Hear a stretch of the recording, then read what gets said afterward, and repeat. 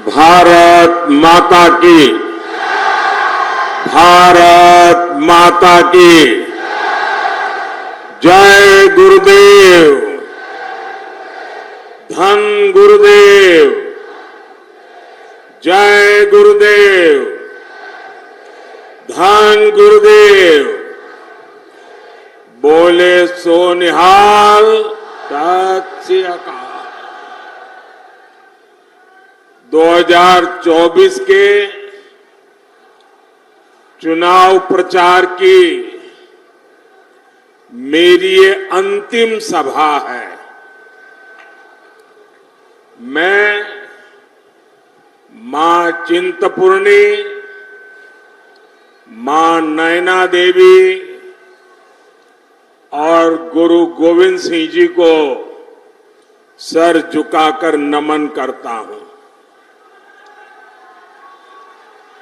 हमारे होशियारपुर को छोटी काशी कहा जाता है। ये गुरु रविदास जी की तपोभूमि है। और संयोग देखिए, काशी जहां से मैं सांसद हूं, वहां गुरु रविदास जी का जन्म हुआ था। इसलिए होशियारपुर की इस पुण्य भूमि पर आज चुनाव अभियान का समापन होना मेरे लिए अपने आप में सौभाग्य से कम नहीं है। भाई और बहनों, गुरु रविदास जी कहते थे, मन चंगा तो कठौती में गंगा। मैं भी पूरे ईमानदार मन से देश की सेवा में जुटा हुआ हूं और इसलिए जनता का आशीर्वाद भी मेरे साथ है। मैं देश भर में जाकर के आया हूं। जनता जनार्दन ने तीसरी बार मोदी सरकार बनाना पक्का कर लिया है।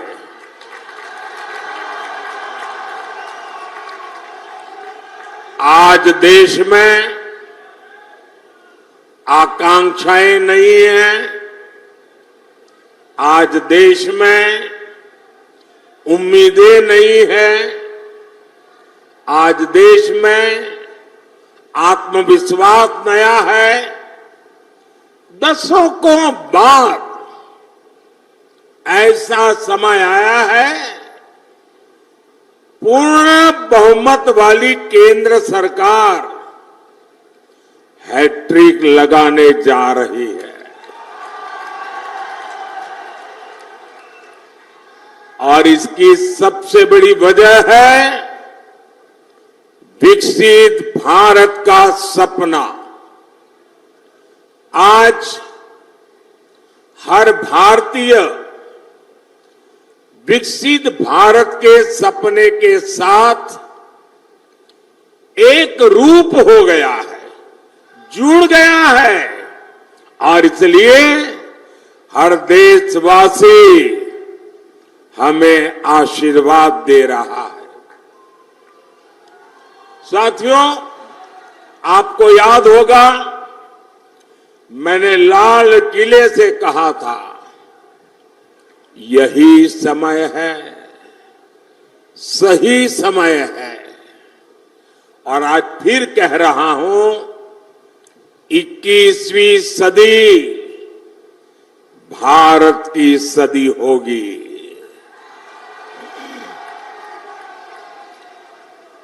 पिछले 10 साल में भारत ने जो विकास करके दिखाया है, वो अभूतपूर्व रहा है। आज जब पंजाब के लोग, दूसरे राज्यों के लोग विदेश जाते हैं तो खुद देखते हैं कि वहां भारत और भारतीयों की इज्जत कितनी बढ़ गई है। जब देश में दमदार सरकार होती है तो विदेशी सरकारें भी हमारा दम देखती है और वीरों की इस धरती पंजाब से बेहतर कौन जानेगा कि दमदार होने का मतलब क्या होता है। दमदार सरकार जो दुश्मन के छक्के छुड़ा दे, दमदार सरकार जो दुश्मन को घर में घुसकर मारे, दमदार सरकार जो भारत को आत्मनिर्भर बनाए, दमदार सरकार जो भारत को समृद्ध बनाए। इसलिए पंजाब भी इस बार जोर शोर से कह रहा है, फिर एक बार, फिर एक बार, फिर एक बार।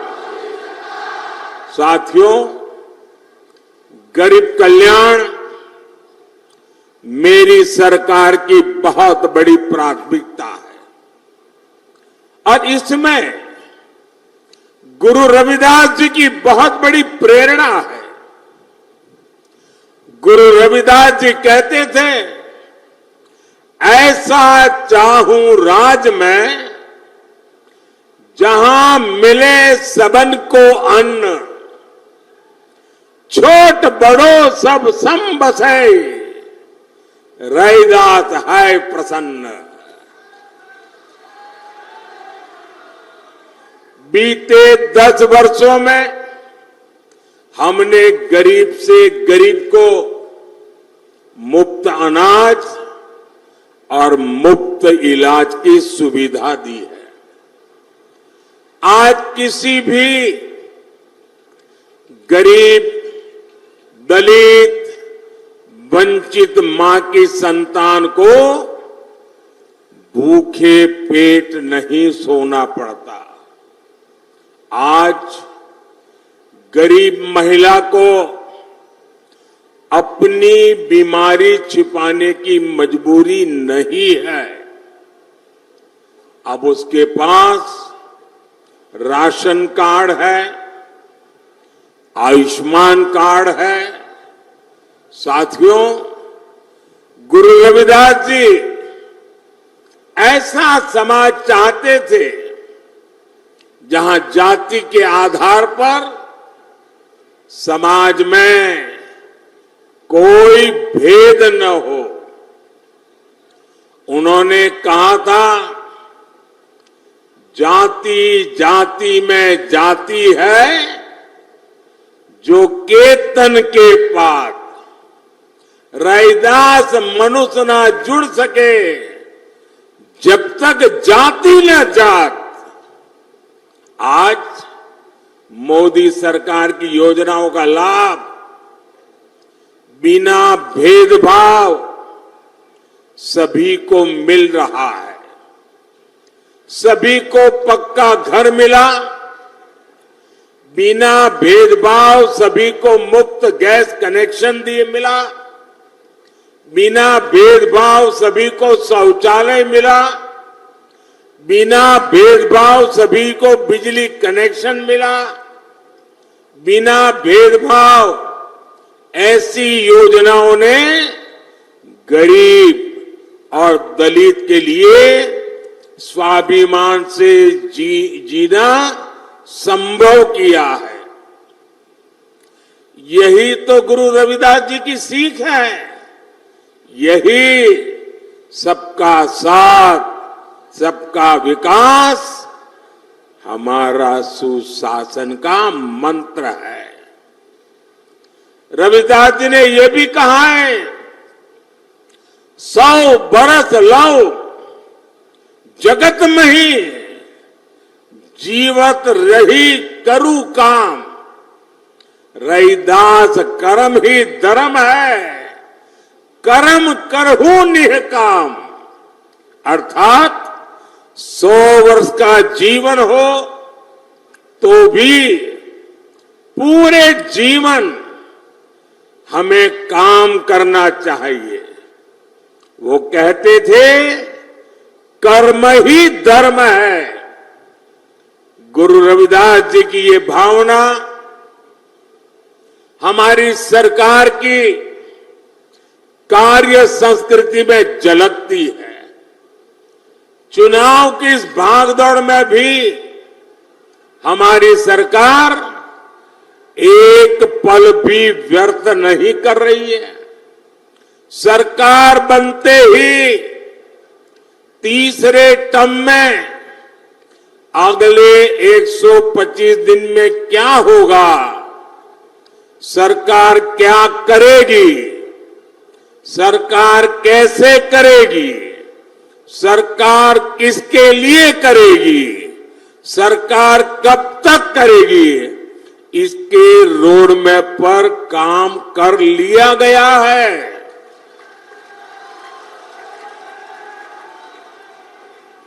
इसमें भी 25 दिन विशेष तौर पर युवाओं के लिए केंद्रित किए गए हैं। अगले 5 साल में कौन से बड़े निर्णय लेने हैं, इसकी भी रूपरेखा खींची जा चुकी है। अगले 25 साल के विजन पर भी हमारी सरकार तेजी से आगे बढ़ रही है। साथियों, ये भाजपा सरकार का सौभाग्य है कि उसे गुरु रविदास से जुड़ी विरासत को सम्मान देने का अवसर मिला है। काशी में उनके जन्म स्थान का विकास किया जा रहा है। काशी में गुरु रविदास जी के जन्म स्थान पर सुविधाएं बढ़ाई जा रही हैं।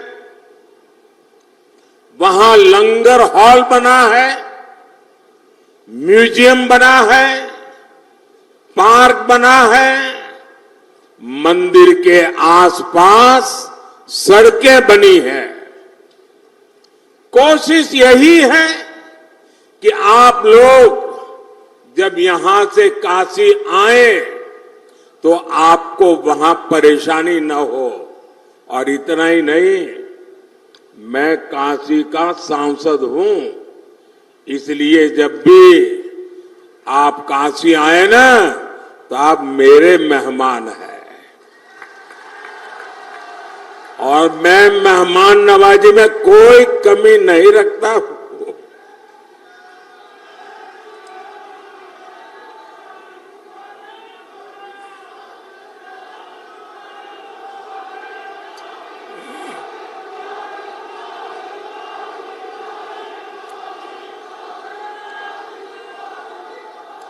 साथियों, काशी में तो हम बहुत कुछ कर रहे हैं। जो लोग वहां जाते आते रहते हैं वो देखते होंगे, हर बार जाएंगे कुछ न कुछ गुरु रविदास जी के चरणों में हमने समर्पित किया है। लेकिन इसके अलावा मध्य प्रदेश में गुरु रविदास जी के विशाल स्मारक का शिलान्यास का अवसर भी मुझे ही मिला था। वहां मध्य प्रदेश में भाजपा सरकार है और वो कार्यक्रम ऐसा हुआ, हजारों गांवों की मिट्टी और देश की सैकड़ों नदियों के जल एकत्रित करके गुरु रविदास जी का भव्य स्मारक मंदिर वहां बनाया जा रहा है। भोपाल में ग्लोबल स्किल पार्क का नाम भी गुरु रविदास जी के नाम पर रखा गया है। दिल्ली में भी तुगलकाबाद में गुरु रविदास जी महाराज का जो पवित्र स्थान है उसे और दिव्य बनाना भी ये हमारा संकल्प है।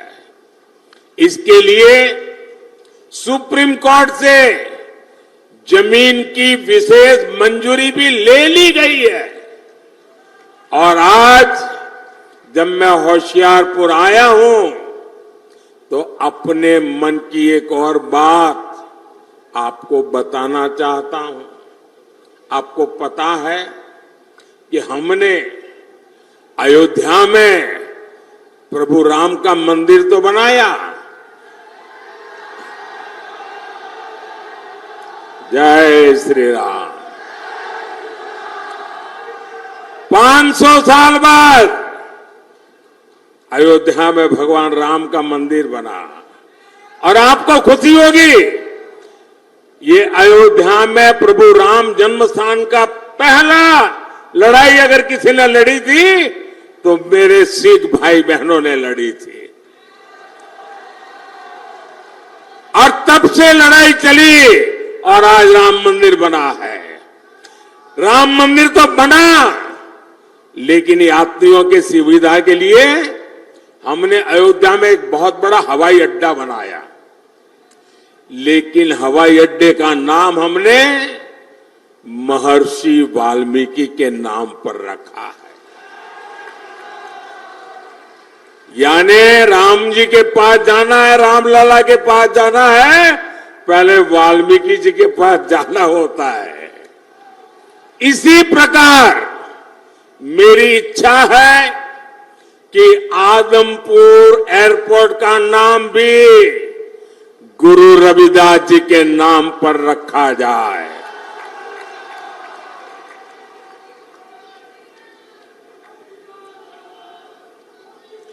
सरकार बनने के बाद इस दिशा में तेजी से काम किया जाएगा। भाई और बहनों, भाजपा विरासत भी विकास भी इस मंत्र पर चल रही है। आपने देखा है जब अफगानिस्तान में संकट आया, वहां पर हमारे जो सिख भाई बहन रहते थे, वहां जो हमारा गुरुद्वारा था, बहुत खतरे पैदा हो गए, तो हम गुरु ग्रंथ साहब के स्वरूपों को पूरे अदब के साथ माथे पर रख करके भारत लाए। इतना ही नहीं, हमने साहिबजादों के बलिदान को श्रद्धा पूर्वक नमन करते हुए 26 दिसंबर को वीर बाल दिवस मनाना तय किया। और ये सिर्फ एक दिवस नहीं है, इतना बड़ा बलिदान, इतना बड़ा त्याग, इतनी बड़ी प्रतिबद्धता केरल के बच्चे को भी पता होनी चाहिए, आसाम के बच्चे को भी पता होना चाहिए, तमिलनाडु के बच्चे को पता होना चाहिए, बंगाल के बच्चे को भी पता होना चाहिए। और इसलिए हमने वीर बाल दिवस के द्वारा हिंदुस्तान की भावी पीढ़ी को प्रेरणा देने के लिए वीर बाल दिवस की परंपरा शुरू की है। हमने हरविंदर साहब के लंगर को टैक्स से मुक्त किया। विदेशी भक्त भी सेवा के लिए दान दे सके, इसके लिए हमने नियमों में छूट भी दी है। साथियों, विकसित होते भारत के सामने कुछ चुनौतियां भी है। कांग्रेस और इंडी गठबंधन की स्वार्थ की राजनीति, वोट बैंक की राजनीति ने देश का बहुत नुकसान किया है। इनका वोट बैंक, जो वोट बैंक के प्रति उनका प्यार था कि बंटवारे के समय के हमारे करतारपुर साहिब पर भारत का अधिकार नहीं जता पाए, यही लोग हैं जो अपने वोट बैंक के लिए लगातार राम मंदिर का विरोध करते रहे। अपनी तुष्टीकरण की इसी राजनीति की वजह से इंडी गठबंधन सीएए का भी विरोध कर रहा है। साथियों, आजकल देश के लोग इंडी गठबंधन वालों से संविधान की रट सुन रहे हैं। ये वो लोग हैं जिन्होंने इमरजेंसी में संविधान का गला घोंट दिया था। जब 84 के दंगों में सिखों के गले में टायर बांधकर जलाया जा रहा था, तो इन्हें संविधान की नहीं सूझी। साथियों, मोदी ने एक संकल्प लिया है कि वो दलितों, पिछड़ों, आदिवासियों का आरक्षण किसी को भी छीनने नहीं देगा। अपनी सरकार के 10 साल में मैंने लगातार एससी, एसटी, ओबीसी के आरक्षण की रक्षा की है। ये कांग्रेस और इंडी गठबंधन वाले मेरी इस कोशिश से भी भड़के हुए हैं। दरअसल आरक्षण को लेकर इनके खुद के इरादे बहुत खतरनाक हैं। इनका पूरा track record SC, ST, OBC का आरक्षण छीनने का रहा है। सरकारी नौकरी में धर्म के आधार पर आरक्षण हो, स्पोर्ट्स में, सरकारी टेंडर में धर्म के आधार पर आरक्षण हो, यूनिवर्सिटी के दाखले में धर्म के आधार पर आरक्षण हो, ये संविधान की भावना का, बाबा साहब आम्बेडकर की भावना का अपमान कर रहे हैं। ये दलितों और पिछड़ों का आरक्षण छीनकर उसे सिर्फ और सिर्फ मुसलमानों को देना चाहते हैं। ये धर्म के आधार पर देश को बांटने की एक और बड़ी गहरी साजिश है। 2024 के इस चुनाव अभियान में मोदी ने इनकी इस सबसे बड़ी साजिश से पर्दा उठा दिया है, उनको बेनकाब कर दिया है और इसलिए बौखलाए हुए हैं और लगातार मोदी को नई नई गालियां देते रहते हैं। भाई और बहनों, आप भी जानते हैं कांग्रेस भ्रष्टाचार की जननी है। 60 साल तक कांग्रेस ने जो कारनामे किए हैं, भ्रष्टाचार की एक से बढ़कर एक वारदातें की हैं, ऐसा लगता है कांग्रेस ने भ्रष्टाचार में डबल पीएचडी कर ली है। और अब कांग्रेस के साथ एक और कट्टर भ्रष्टाचारी पार्टी भी जुड़ गई है। इतना ही नहीं, ये भयंकर झूठवादी पार्टी भी है। अब आप देखिए, यहां तो आमने सामने लड़ने का ड्रामा कर रहे हैं, दिल्ली में एक साथ चुनाव लड़ रहे थे और लोग भूले नहीं कि झूठवादी पार्टी ये कट्टर भ्रष्टाचारी पार्टी की पहली सरकार कांग्रेस के समर्थन से दिल्ली में बनी थी और इसलिए इन्होंने जो भ्रष्टाचार की जननी कांग्रेस है उससे बराबर भ्रष्टाचार के पाठ पढ़ लिए हैं। हम छोटे थे तो एक कथा सुना करते थे और कथा बड़ी मजेदार थी। वो कथा ऐसी थी कि एक प्रेग्नेंट विमेन डिलीवरी के लिए अस्पताल में गई और बेटे का जन्म हुआ, लेकिन जो नर्स वो डिलीवरी करवा रही थी वो ढूंढने लगी चारों तरफ, उसकी अंगूठी कहीं खो गई थी। वो रोने लगी, अरे मेरी अंगूठी कहां गई, अंगूठी कहां गई। अब बेटे का जन्म हुआ लेकिन वो अपनी मुट्ठी नहीं खोलता था, तो डॉक्टरों को चिंता हुई बच्चे की मुट्ठी क्यों नहीं खुल रही है, अभी तो पैदा हुआ है। डॉक्टरों ने बड़े तरीके से उसकी मुट्ठी खोली तो अंगूठी उसकी मुट्ठी में थी। तो लोगों ने कहा ये बच्चा पैदा होते ही चोरी करता है, तो पता चला उसका बाप बहुत बड़ा चोर था, बड़ा डाकू था। तो जन्मजात ये भ्रष्टाचार की जननी कांग्रेस की गोद से एक कट्टर भ्रष्टाचारी पैदा हुए हैं और इसलिए कांग्रेस को तो भ्रष्टाचार में पीएचडी करते करते 60 साल लगे।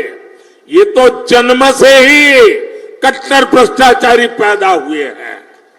ये लोग क्या क्या बातें करते थे, कहते थे पंजाब को नशा मुक्त करेंगे और नशा मुक्त के इतने भाषण किए, पूरे पंजाब को बदनाम करने वाली उड़ता पंजाब फिल्में बनाई थी, चारों तरफ बदनामी की थी। लेकिन इन्होंने आते ही नशे को ही अपनी कमाई का साधन बना दिया है। दिल्ली के शराब घोटाले को पूरी दुनिया जान चुकी है। यहां खनन माफिया भी बेलगाम चल रहा है। इन कट्टर भ्रष्टाचारियों ने, भयंकर झूठवादियों ने पंजाब को गैंग वॉर में झोंक दिया है। इन लोगों ने पंजाब में उद्योग और खेती दोनों को बर्बाद कर दिया है। ये कट्टर भ्रष्टाचारी, भयंकर झूठवादी तो नारी उत्पीड़न में भी नंबर 1 बनते जा रहे हैं। आज दिल्ली से लेकर पंजाब तक इनके कारनामे दुनिया देख रही है। इनके नेता का ठिकाना नहीं, नीति फर्जी, नारे फर्जी और नियत में भी खोट है। साथियों, पंजाब वीरों की धरती है, पंजाब शौर्य की धरती है, पंजाब पराक्रम की धरती है, पंजाब पुरुषार्थ की धरती है। लेकिन इंडी गठबंधन के लोग हर कदम पर वीरों का अपमान करते हैं। यही लोग हैं जिन्होंने हमारे देश के सेना के अध्यक्ष जनरल बिपिन रावत को गली का गुंडा कहा था, और वो सिर्फ जनरल बिपिन रावत का अपमान नहीं था, हिंदुस्तान के हर फौजी का अपमान था, हिंदुस्तान के हर सैनिक का अपमान था। यही लोग हैं जिन्होंने सर्जिकल स्ट्राइक पर हमारी सेनाओं से सबूत मांगे थे। यही लोग हैं नेहरू के जमाने की 62 की लड़ाई में चीन को क्लीन चिट देकर भारत की फौज का आए दिन अपमान करते रहते हैं। कांग्रेस और इंडी गठबंधन ने हमारी सेनाओं को कमजोर करने में कोई कसर बाकी नहीं छोड़ी थी।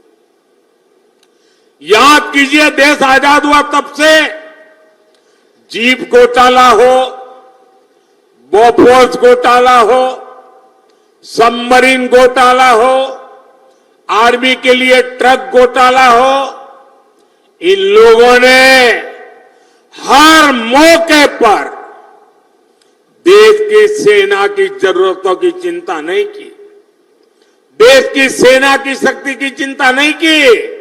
इन्होंने लूटने की योजनाएं बनाई, चोरी करने की योजनाएं बनाई, भ्रष्टाचार करके देश के खजाने को खाली करने की योजना बनाई है। ये लोग हैं जिन्होंने तेजस फाइटर प्लेन के प्रोजेक्ट को ठंडे बस्ते में डाल दिया था। यही लोग हैं जिन्होंने वर्षों तक सेना के अंदर एकरूपता, एकात्मता लाने के लिए सीडीएस पद के गठन को लटका कर रखा। यही लोग हैं जिन्होंने सेनाओं को आधुनिक बनाने के लिए जरूरी रिफॉर्म्स नहीं होने दिए। यही लोग हैं जिन्होंने हमारे पूर्व फौजियों को 1 रैंक 1 पेंशन, ओआरओपी 40 साल तक झूठ बोला। भाइयों बहनों, और कैसा झूठ, ये सेना के जवानों की आंख में कैसी धूल झोंकते हैं। और मुझे याद है 2013-14 के चुनाव में यहां पंजाब में आकर के पूर्व सैनिकों के साथ छोटी छोटी अपनी मीटिंगें करके हवा फैलाते थे कि ओआरओपी कर दिया। कैसी बेईमानी की, जरा मैं, पंजाब तो पूर्व सैनिकों की धरती है, हिमाचल पूर्व सैनिकों की धरती है, मैं जरा बताना चाहता हूं इन्होंने क्या किया। मैंने 2013 में जब मुझे प्रधानमंत्री पद का उम्मीदवार घोषित किया तो मैंने रेवाड़ी में सबसे पहली पूर्व सैनिकों की रैली की। उस रैली में मैंने घोषणा की कि हमारी सरकार बनेगी तो हम 1 रैंक 1 पेंशन लागू करेंगे। तो ये घबरा गए, बोले मोदी ऐसी चीज लाया है कि मर जाएंगे। तो इन्होंने क्या किया, आनन फानन में 500 करोड़ रुपया रख करके बोल दिया कि ओआरओपी लागू। ऐसा झूठ आप देखिए, जब मैंने इसको लागू किया 1.25 लाख करोड़ रुपया पूर्व सैनिकों के खाते में जमा की, 1.25 लाख करोड़ रुपया तब ओआरओपी हुआ है। ये 500 करोड़ में खेल खेलते थे। यानी कितना झूठ बोलते हैं ये लोग। भाइयों बहनों, मोदी का लक्ष्य भारत की सेनाओं को सबसे ज्यादा आधुनिक बनाना है, सबसे ज्यादा सामर्थ्यवान बनाना है, सच्चे अर्थ में आत्मनिर्भर बनाना है। लेकिन मोदी के इस अभियान से इंडी वालों की काली कमाई के रास्ते बंद होते हैं। इसलिए ये मोदी पर अपना गुस्सा निकाल रहे हैं। और भाइयों बहनों, साफ है, सेना बनती है तो हमें हर चीज में ध्यान रखना होता है कि मुकाबला किससे करना है। लड़ाई होगी तो किसके साथ होगी, युद्ध होगा तो किसके साथ होगा, उसकी ताकत क्या है, उस हिसाब से हमारी की सेना को तैयार करना होता है। सिर्फ 26 जनवरी में परेड के लिए सेनाएं तैयार नहीं की जाती है, सेना लड़ाई के लिए तैयार की जाती है, दुश्मन के दांत खट्टे करने के लिए तैयार की जाती है। मां भारती की रक्षा के लिए तैयार की जाती है, लेकिन इन्होंने सेना को भी राजनीति का हथियार बना दिया है। इससे बड़ा पाप कोई नहीं कर सकता है। और मैं इंडिया अलायंस वालों को कह रहा हूं, मैं चुप बैठा हूं, इसका मतलब ये समझिए, गलती मत कीजिए मोदी को समझने की। अगर मोदी जिस दिन मुंह खोलेगा, तुम्हारी 7 पीढ़ी के पाप निकाल करके रख दूंगा।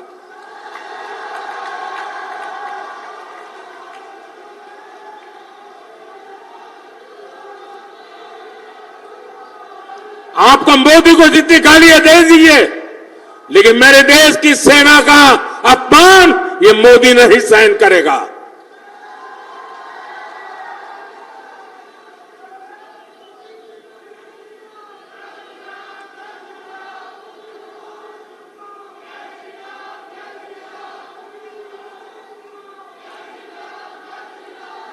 भाई और बहनों, गरीब का ये बेटा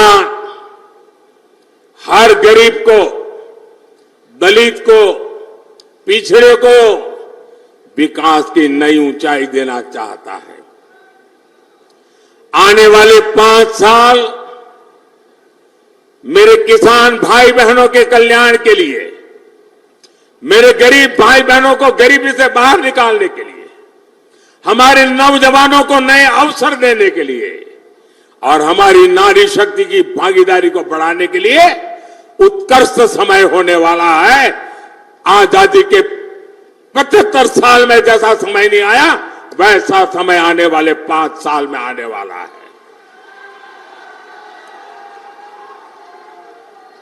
और इसलिए चुनाव की मेरी आखिरी सभा में गुरु रविदास जी की पवित्र भूमि से, गुरुओं की पवित्र भूमि से, वीर बलिदानियों की पवित्र भूमि से मैं देशवासियों को कह रहा हूं, आखिरी चरण में मतदान के सारे रिकॉर्ड तोड़ दीजिए, भारी मतदान कीजिए और जहां जहां भाजपा एनडीए के उम्मीदवार है, वहां भारी बहुमत से विजयी बनाइए। 400 पार का आखिरी जो काम है, वो आखिरी तबके के मतदाताओं के पास है।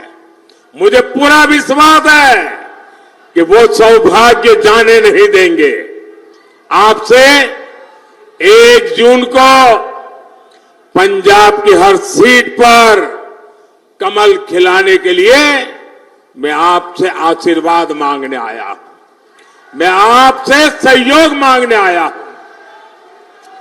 होशियारपुर से बहन अनीता सोमप्रकाश जी और आनंदपुर साहब से मेरे पुराने साथी कार्यकर्ता सुभाष शर्मा जी को भारी मतों से विजयी बनाने के लिए मैं आपसे प्रार्थना करता हूं।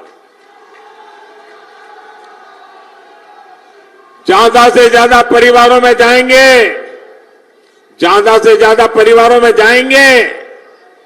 मुझे आपसे जवाब चाहिए, ज्यादा से ज्यादा परिवारों में जाएंगे, हर घर में जाएंगे, ज्यादा से ज्यादा मतदान कराएंगे, हर पोलिंग बूथ में विजय दिलाएंगे, गांव गांव कमल खिलाएंगे।